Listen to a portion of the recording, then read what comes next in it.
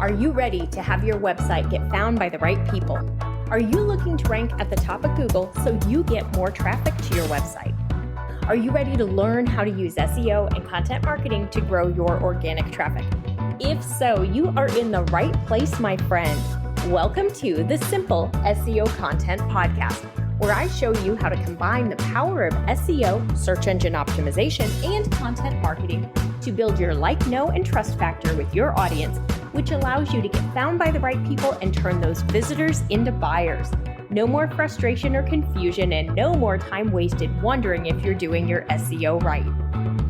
It's time to learn how to use SEO and content marketing to grow your business.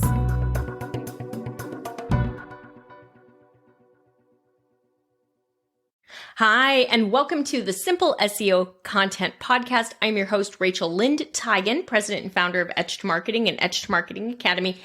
And today we are going to dig into 3 SEO content writing tips that are going to help you to get your content found by more people on Google so that your business can make more money. So let's talk real quick about this. What I want you to do is to start the process from an SEO standpoint. So I want you to start with keyword research. I don't want you to do keyword research at the end ever again.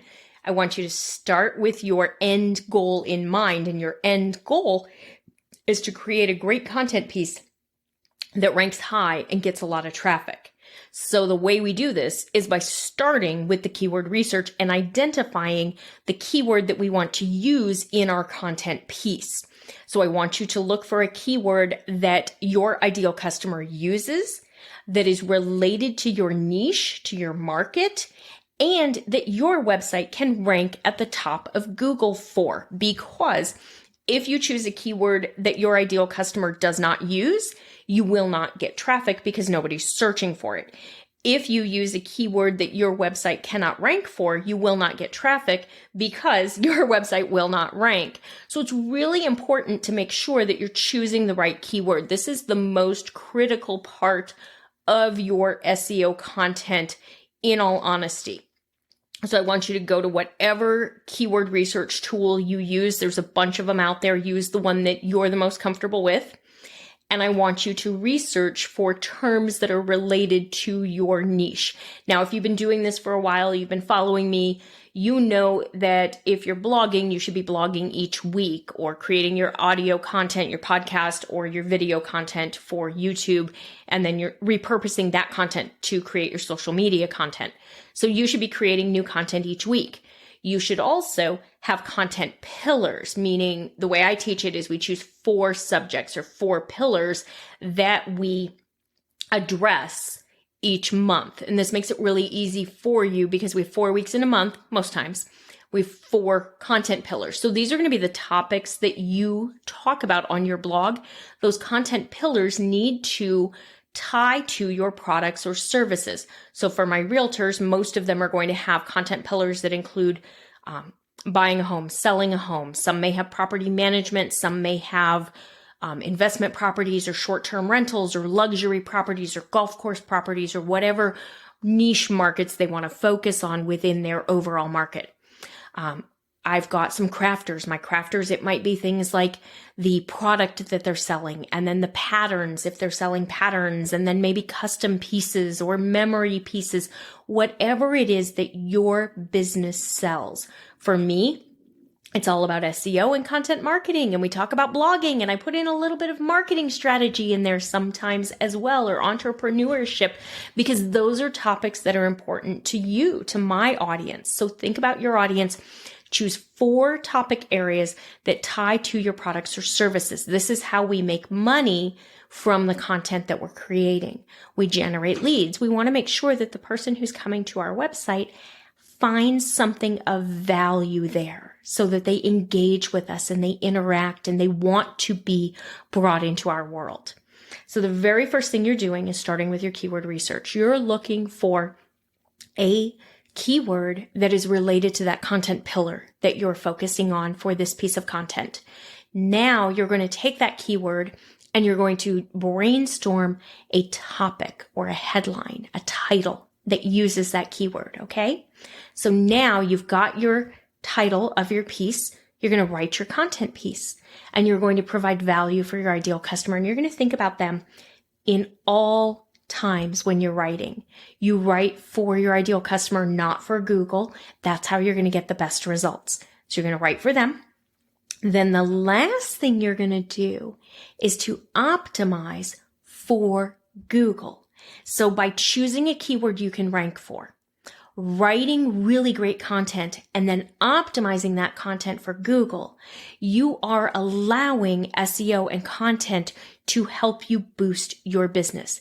You are able to be found at the top of Google by people who are looking for what you sell. They're searching for solutions to their problems, or they're searching for information on a product or service that you offer. You are able to provide them a solution for their needs. And that, my friend, is how it makes a big difference. So let's talk about this for just another second. Some bonuses if you want to boost your performance of your website. You want to boost what we call our engagement metrics. Those are the metrics that helps Google understand how does our user engage with our content. That's where you can add in additional content on that blog post. So if you have a blog post, but you also have a podcast or a video that has additional insights on that topic, go ahead and embed that in the blog post. Some consumers who come to your website are going to want to just read. Others will appreciate having the video because it'll allow them to listen to the lesson rather than reading it. Some are going to do both. They're going to read it and watch the video.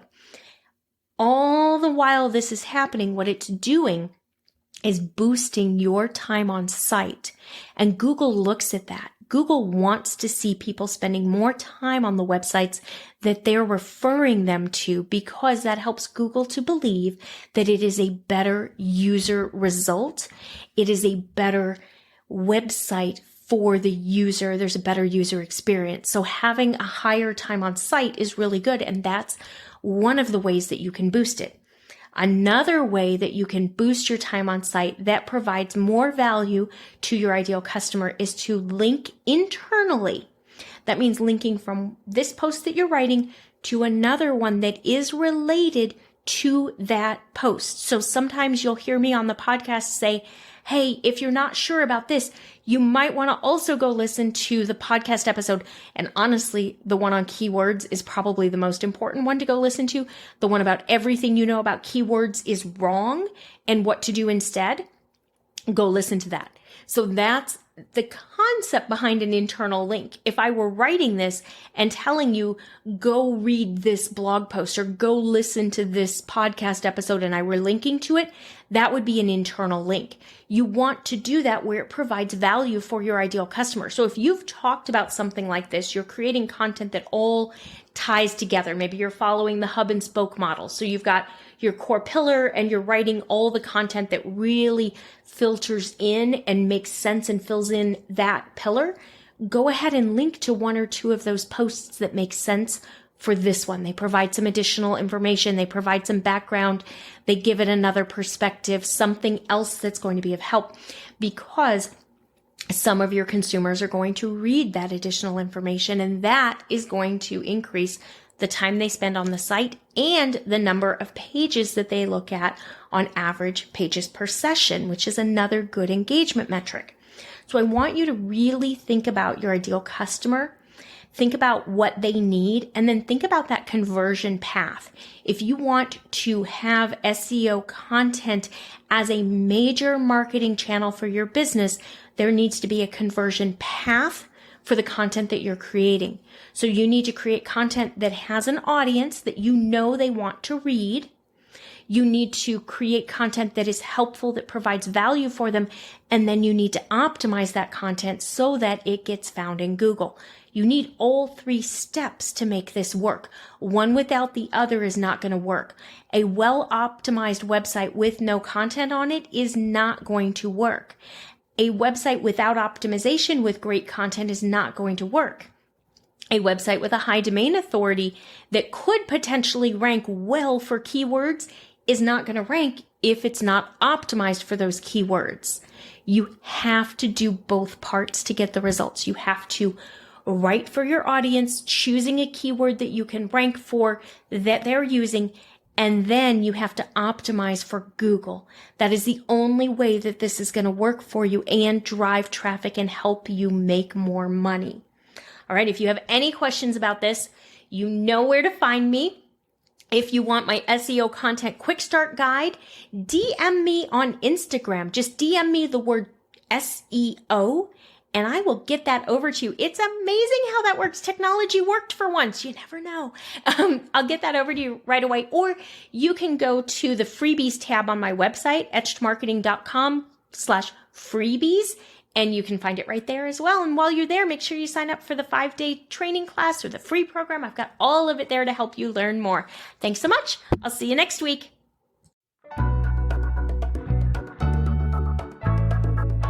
That's all for today's episode of the Simple SEO Content Podcast. I want to thank you so much for joining me.